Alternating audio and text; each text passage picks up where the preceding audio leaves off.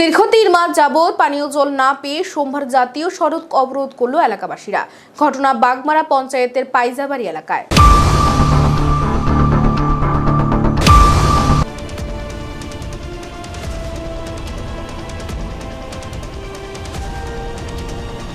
জলের দাবিতে আবারও জাতীয় সড়ক অবরোধ। জানা যায়, বাগমারা পঞ্চায়েতের পাইজাবাড়ি এলাকার লোকজন বিগত 3 মাস ধরে পানীয় জলের সমস্যায় ভুগছে।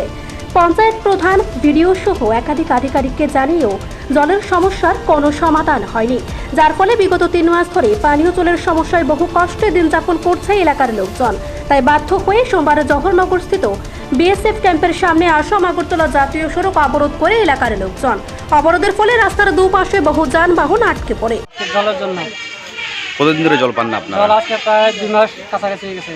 ভোটের ইলেকশন অনেক আগের থেকে আমরা পঞ্চায়েতে গেছি, তারপরে নেতারাও ফোন করছি, তারা কোনো সরা দিতে পারছে না এখন পর্যন্ত। পঞ্চায়েত সেক্রেটারির কাছে দিবার ধরে গেছি, তারপর লাস্ট মতো আবার অ্যাপ্লিকেশন নিয়ে গেছি।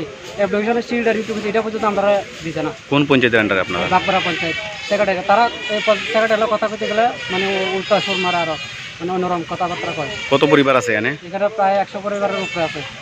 তো এই জল যে পাইতেছে না, এখানে জল কি সাপ্লাই নেই? সাপ্লাই আগে আসছিল ম্যানেজিভ টেবল, এগুলো সব খারাপ হয়ে গেছে। এগুলো ঠিক করার জন্য আমরা ডিডব্লিউ অফিসে গেছি, ডিডব্লিউ অফিসে এটি ঠিক করা যাচ্ছে না। কল দেওয়ানোর জন্য আমরা কাতাই দিচ্ছে না। আমরা আয়ে পড়ছি, পঞ্চায়েতে যেতে গেছি, পঞ্চায়েতে গেছি, পঞ্চায়েতে কোনো সরা পাইতেছে না তখন পর্যন্ত। তারপরে কিছুদিন আগে আমরা আবার গেছি পঞ্চায়েতে, গেছে পরে গেছে তোমরা এটা ঠিক করা হয়তো না, তারপরে গাড়ি দিয়ে জল পাঠিয়ে দিব। আমরা টাইম দিতে 2 দিন বা 3 দিনের টাইম, ইলেকশনের আগে কই এখন পর্যন্ত। এতদিন জল করতে খাইছেন? কতদিন নদীর থেকে, তারপরে বৃষ্টির জল জমাইয়া আমরা খাইতেছি এখন পর্যন্ত। নাহলে আমরা বিশেষ না করে যায় দেখতে পারেন জায়গাটা একদম এখন পর্যন্ত।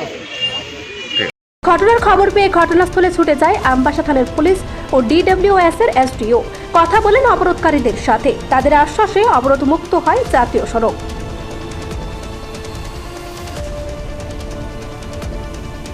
আমবাসা প্রতিনিধি রিপোর্ট, এশিয়ান টাইমস।